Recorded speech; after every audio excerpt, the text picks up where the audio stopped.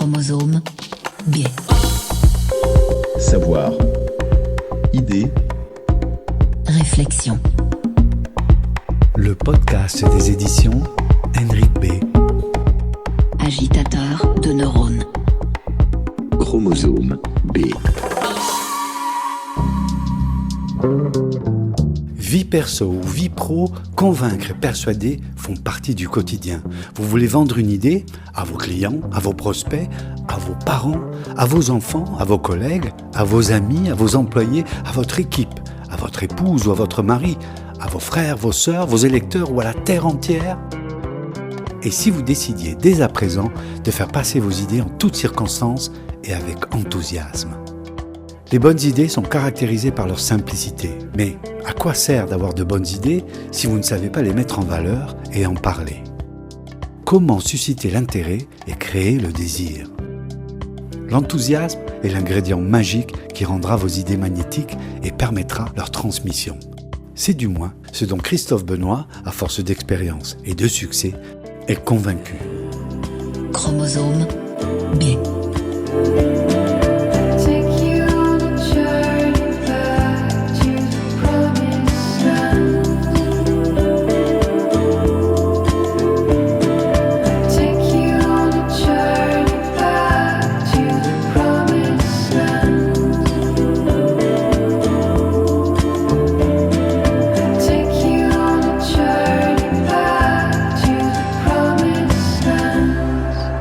Christophe Benoît, vous débutez votre carrière en 1990, d'abord en tant que concepteur-rédacteur en communication. Vous vous orientez rapidement vers la réalisation audiovisuelle, puis vous créez votre société de formation conseil en 2001. Vous êtes aussi conférencier, animateur de formations innovantes autour du thème de l'enthousiasme, que vous placez au cœur de toute réussite. Vous avez publié plusieurs livres autour de ce thème. On peut citer Motivé par l'enthousiasme, Oser donner envie ou encore Décider d'être heureux au bureau. Convaincu qu'une bonne idée, dites-vous, en reprenant une célèbre maxime, est une idée dont le moment est venu, vous facilitez la transmission des idées auprès de différents publics avec passion et enthousiasme et à travers de nombreux moyens, comme nous allons le voir au cours de cet entretien. Christophe Benoît, bonjour. Bonjour. Vous publiez aux éditions Henrik B. Vendez vos idées avec enthousiasme, avec un sous-titre sur lequel on reviendra. Autrement, ne tentez rien car vous perdriez votre temps. Est-ce que vous pouvez m'expliquer quelle a été la motivation du livre et vu que vous avez déjà publié quelques ouvrages sur ce thème, qu'est-ce que ce livre apporte de nouveau ? Oui, alors ce livre est vraiment le fruit en fait de tout un parcours qui a combiné à la fois la manière de porter des messages, la manière de faire en sorte que donc une idée puisse passer. Et cette façon de voir les choses a été grandement aussi liée à la manière dont une forme d'énergie passe dans la communication. Et c'est en cela que l'enthousiasme prend tout son sens, ramené à l'idée qui passe, qui fait son chemin. Mais c'est vrai que ce livre est vraiment le fruit d'un parcours et puis le fruit d'expérience et surtout d'observation que j'ai pu voir, que j'ai pu vivre dans des entreprises ou des organisations ou même avec des particuliers, avec des personnes autour de moi. Ça repose finalement sur ce que j'appelle un GBS, un gros bon sens.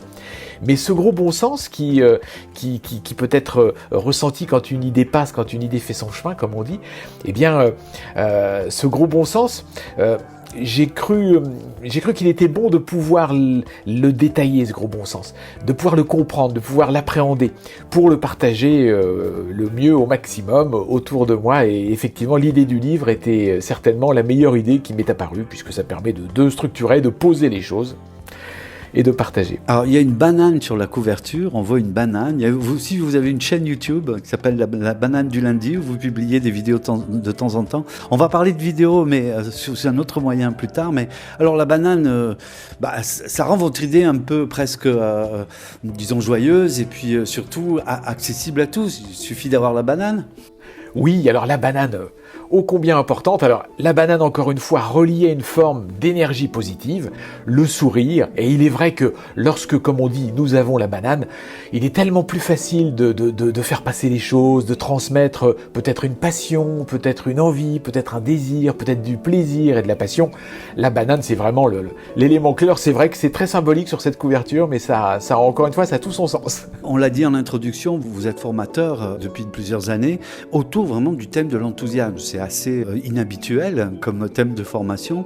Quelle est l'origine de cette idée? À quel moment vous vous êtes dit, mais moi je vais créer des modules autour de ce thème-là? Oui, alors le moment clé est un moment qui était lié à un moment assez compliqué dans notre histoire, puisque j'avais lancé ma première structure de formation pratiquement une semaine après le 11 septembre 2001.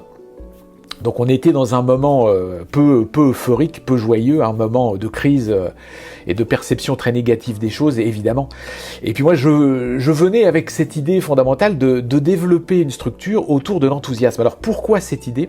Parce que plusieurs années auparavant, j'avais conduit des organisations et des réorganisations dans des entreprises, et je m'étais aperçu qu'à chaque fois qu'il y avait, vous savez, cette particularité d'être résilient, on utilise beaucoup ce mot aujourd'hui, d'être résilient et puis de pouvoir faire face aux choses en rebondissant au mieux, eh bien, il y avait cet ingrédient magique qui était l'enthousiasme. Donc, j'avais décidé de partager ça, encore une fois, dans un monde très professionnel, le plus souvent auprès de managers ou de cadres dirigeants, parce que je m'apercevais qu'on était souvent dans des organisations très intelligentes, où on parlait de processus, de procédures, mais parfois, on ne voyait pas que l'élément clé qui allait faire toute la différence, eh bien, c'était juste l'enthousiasme qui était au sein de personnes ou d'équipes, cet enthousiasme qui faisait que le sens avait du sens, le sens était compris, le cap était donné par des managers, et tout cela fonctionnait vraiment admirablement. Donc l'enthousiasme, c'est vraiment quelque chose qui m'a créé un profond déclic, même si en France, depuis quelques années, ça va faire quand même une dizaine d'années, on parle beaucoup plus d'optimisme. L'optimisme, on en parle beaucoup, il y a des associations autour de l'optimisme. Alors, pour distinguer les deux, l'optimisme et l'enthousiasme, je dis qu'ils sont cousins germains. Sachant que j'apporte juste un distinguo, pour moi, l'optimisme est vraiment très intéressant à appréhender, mais est beaucoup plus dans une dynamique de réflexion. Moi, je rencontre autour de moi, par exemple, des êtres très optimistes, mais qui sont plutôt du côté force tranquille. Donc, ils analysent bien les choses, ils sont optimistes. Mais pour moi, l'enthousiasme, c'est... on pourrait dire l'optimisme opérationnel. C'est-à-dire que l'enthousiasme, ça va être dans les faits et gestes. L'enthousiasme, ce sera l'étincelle dans le regard, ce sera la gestuelle qui portera un discours, qui appuiera les choses. Pour moi, l'enthousiasme est beaucoup plus lié à une forme de leadership que l'optimisme. Chromosome B. En même temps, Christophe Benoît, quand on discute avec vous, quand on vous regarde sur les vidéos, il y a quelque chose qui transpire d'une manière très naturelle chez vous. Vous avez l'air d'être une personne positive, optimiste sans doute, mais en tout cas résolument enthousiaste. Il y a beaucoup de lumière. Alors, est-ce que c'est quelque chose que vous avez appris ou c'est quelque chose qui est en vous et que vous avez transformé en outil? Alors, on m'a souvent posé cette question. Alors, je pense que il y a un petit peu de tout ça. Alors, est-ce que c'est en moi? Peut-être. Est-ce qu'effectivement il y a cette possibilité d'être plus ou moins enthousiaste de naissance? J'ai un profond doute là-dessus. Alors là encore, je rejoins un petit peu les études par rapport à l'optimisme, notamment de Seligman, de Martin Seligman. Être optimiste, ça s'apprend, et je pense qu'être enthousiaste, ça s'apprend aussi. C'est le regard porté aux choses, et je pense que si l'on est dans sa vie en général plus intéressé par ce qui peut apporter du plus, de la lumière, du mieux-être, etc., petit à petit, on sera de plus en plus enthousiaste. C'est un état, l'enthousiasme. C'est un état qui permet de faire changer les choses. Ça vient du grec entheousiasmos, transport divin. Donc quelqu'un d'enthousiaste, c'est quelqu'un qui va tellement s'apercevoir qu'il peut faire changer les choses qu'il va conserver cet état de fait. Et il va se régénérer dans l'action. Donc je pense qu'on peut tous le devenir enthousiaste. Et en ce qui me concerne, je pense que c'est un sport quotidien que je cultive de façon inconsciente maintenant. Est-ce que vous diriez que votre bouquin et le multimédia qui s'y rattache est un ouvrage de formation sur l'enthousiasme? Est-ce que c'est ce qui se passe dans vos formations? Est-ce que vous enseignez aux gens à être enthousiastes? Oui, c'est exactement ça. Et effectivement, c'est à la fois un ingrédient précieux, c'est l'élément qui fait toute la différence. Parce qu'on pourrait, si on s'intéresse à nouveau à la vente des idées, on pourrait trouver des choses très simples et méthodologiques sur la vente des idées, mais si pour moi il n'y a pas cet élément clé lié à l'enthousiasme, à cette forme d'énergie qui fera toute la différence, l'idée peut rester à plat et l'idée peut ne pas passer. C'est effectivement ça. Ouais. Est-ce que c'est un dénominateur, Christophe Benoît, que vous avez ressenti chez les entrepreneurs et les managers que vous devez certainement croiser beaucoup? Est-ce qu'il y a vraiment cet élément chez chacun d'eux? Je vous confie une chose, l'enthousiasme n'est pas un sport national, tout au moins en France. Ça, c'est une évidence. Quand je rencontre des managers réellement enthousiastes dans des organisations, dans des entreprises, allez, aujourd'hui, c'est quoi? Au mieux, je vais être positif, c'est 10% des managers qui sont réellement avec une capacité d'enthousiasme en eux. Donc un grand nombre ne le sont pas. Pour autant, un grand nombre se questionne autour de cela. Et c'est d'ailleurs pour ça que l'optimisme est arrivé. On peut se questionner en réfléchissant de façon très rationnelle et logique, et ça, l'optimisme, c'est très intéressant. Parce qu'on va trouver des réponses raisonnées. Mais lorsqu'on veut lâcher l'énergie, et lorsqu'on veut vraiment transmettre les choses en y mettant du cœur et de l'émotion, on passe par l'enthousiasme. Et effectivement, je rencontre souvent dans des formations des managers ou des participants, des participantes qui sont intéressés. Je les sens attirés par l'enthousiasme, mais avec aussi une forme de retenue par rapport à la fonction qu'ils occupent. Alors que l'enthousiasme, c'est une affaire de rôle. On est dans un rôle d'élément moteur, et parfois je pense que, voilà, c'est une réflexion que j'ai assez souvent, je pense que parfois dans beaucoup d'entreprises, pourquoi ça ne marche pas aussi bien que l'on le souhaite? Parce qu'on est trop intelligent, et on ne lâche pas une forme d'énergie qui serait ô combien pourtant porteuse de sens et de résultats.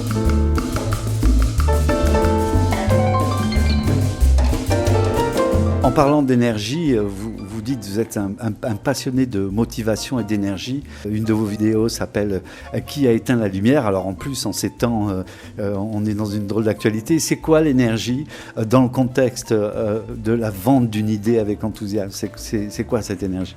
Alors cette énergie, je la raccorde de façon incontournable à la motivation. Voilà. D'ailleurs, ma définition de la motivation, c'est de dire que la motivation, c'est de l'énergie.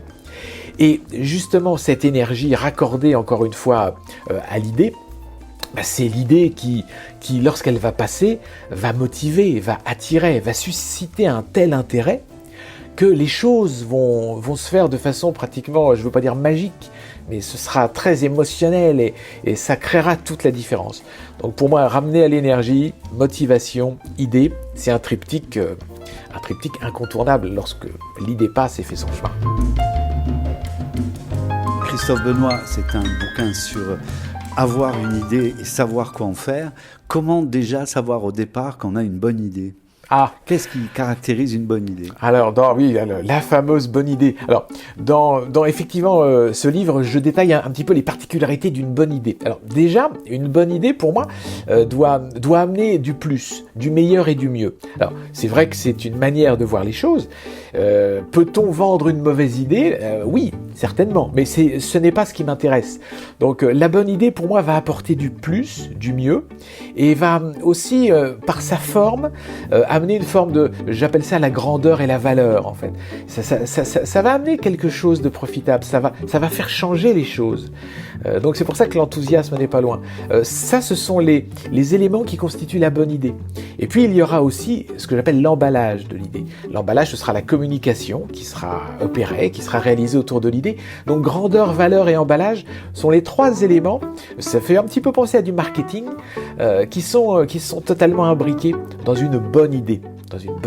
Il y a une autre notion qui m'a interpellé en lisant le livre, c'est celle de l'intuition. Vous y consacrez un passage important. Là aussi, est-ce que c'est quelque chose qui se travaille, l'intuition? On a l'impression que c'est quelque chose d'un peu magique, une espèce de fulgurance. Comment on travaille l'intuition? Alors, l'intuition, pour moi, est un élément hautement stratégique. Et d'ailleurs, je parlais il y a quelques minutes de leadership.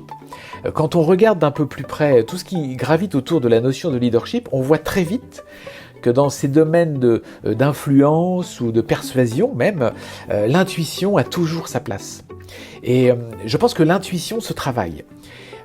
Et on revient dans des dynamiques autour de la représentation et des croyances.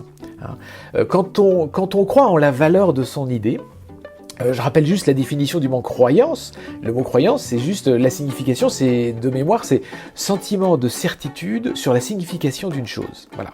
Donc quand on croit en son idée et qu'on se la représente positivement, eh bien on a une capacité très certainement à booster son intuition. On va ressentir les choses. C'est-à-dire que d'un point de vue même sensoriel, on risque de ressentir son environnement, ressentir tous les éléments qui constituent peut-être tout son monde d'une autre façon. Et se fier à son intuition est important. C'est très important. Et c'est aussi un booster de confiance. Donc tout est lié. Et je crois vraiment qu'on doit écouter cette petite voix de l'intuition beaucoup plus qu'on l'imagine. On ressent, Christophe Benoît, parmi toutes les notions que vous abordez, l'idée quand même d'une espèce de sincérité dans la relation qu'on a avec notre idée, avec cette croyance dont vous parlez, cet optimisme avec lequel on va la porter. Est-ce que ça veut dire qu'un vendeur professionnel aime toujours le produit qu'il est en train de vendre ? Ça, c'est une question ô combien importante. Faut-il aimer le produit que l'on partage pour le vendre ? Alors, ça, Alors, il y a plusieurs aspects là-dessus. Et vous faites bien d'aborder ce sujet parce que ça m'est arrivé, bien sûr, d'amener ce thème autour de commerciaux ou de force de vente. Alors, ça rejoint encore une fois la motivation. Lorsque j'aborde la motivation, je parle souvent des différentes étapes de la motivation. Il y a la motivation initiale, la motivation pionnière, qui fait qu'on est souvent rempli d'énergie. Et si on s'intéresse à la vente, quel que soit le produit d'ailleurs, un jeune vendeur, potentiellement, a pratiquement plus de chances de réaliser sa vente qu'un ancien qui commencerait à être sur une courbe d'usure. D'ailleurs, on parlera de chance du débutant. Et la fameuse chance du débutant, c'est parce qu'on avance dans un univers de transactions, de vente, de commerce, mais sans avoir d'a priori. La page est blanche, on avance et on ne peut qu'aller vers du mieux ou du plus. Donc, dans ces moments-là, je pense que n'importe quel vendeur, sans dire qu'il aime son produit, mais il est dans une approche très émotionnelle du produit qu'il amène à son prospect ou à son client, et la magie s'opère encore une fois. Maintenant, quand on aime moins son produit, je pense que c'est parce qu'on est dans peut-être une courbe d'érosion. On a peut-être fait un petit peu le sentiment d'avoir fait le tour de son produit, de son concept, et donc on l'apprécie moins, on y met peut-être moins de valeur, et donc l'idée passera un peu moins bien. C'est vrai, c'est vrai. Alors, comment faire pour relancer ça le plus souvent et avoir à cœur de donner le meilleur ? C'est dans une approche, je pense, de temps consacré à une dynamique. C'est peut-être la façon dont on voit les choses, et en ce qui me concerne, et ça rejoint encore une fois l'enthousiasme, je mets beaucoup de cœur à l'idée de porter une attention forte à la chance et l'opportunité qu'on va avoir de vivre la journée qui est devant nous. Et c'est par rapport à ça qu'on peut remettre de l'énergie pratiquement dans n'importe quel produit, concept que l'on souhaiterait vendre d'ailleurs. Vous dites qu'une idée ne doit jamais heurter les représentations ou les croyances d'un interlocuteur, et par cette phrase, vous ouvrez sur le champ un peu psychologique la connaissance de l'autre et évidemment la connaissance de soi. Comment vous avez abordé pour vous-même ce travail de connaissance de soi, et quelles sont les clés que vous pouvez donner à vos lecteurs, ces clés de la connaissance de soi-même pour comprendre, intuiter l'autre ? Oui, alors ces clés d'ailleurs reprennent dans leur point d'origine l'authenticité et la bienveillance. Alors c'est vrai que je vous cache pas que j'aurais un mal fou à vendre une idée qui ne me ferait pas aller dans une dynamique positive, y compris auprès de certains de mes clients. Je ne vous cacherai pas que j'ai toujours fait en sorte, un petit peu, non pas de trier, parce que ce serait un peu excessif, mais j'ai toujours été sensible aux bonnes idées que des professionnels auraient à les partager à d'autres. Donc pour moi, l'authenticité et la bienveillance sont les éléments clés qui amènent à un moment donné, très certainement, une forme d'énergie positive à base d'empathie. Si on devait faire un effet miroir par rapport à soi, oui, il faut se questionner sur comment je ressens les autres, comment je décide d'aller dans leur monde, comment je décide de m'intéresser à eux, et comment je souhaite vraiment, probablement, améliorer leur vie grâce à une solution que je peux apporter, grâce à une idée. Et c'est vrai que il faut, je pense, se poser des questions sur comment je ressens les autres, quelle place je donne à l'autre. Et techniquement, d'ailleurs, si on revient sur des plans très rationnels, logiques et cartésiens, techniquement, les meilleurs vendeurs sont les meilleurs questionneurs. Ils sont souvent en écoute très active, avec une capacité à reformuler, et ils sont très habiles dans l'art de questionner d'ailleurs. Ils sont pratiquement des coachs vis-à-vis de leurs clients ou de leurs prospects. Et je crois que c'est ça, bien se connaître, c'est bien se connaître sur sa propre communication et la façon dont on voit les choses avec bienveillance, authenticité, empathie. Chromosome B.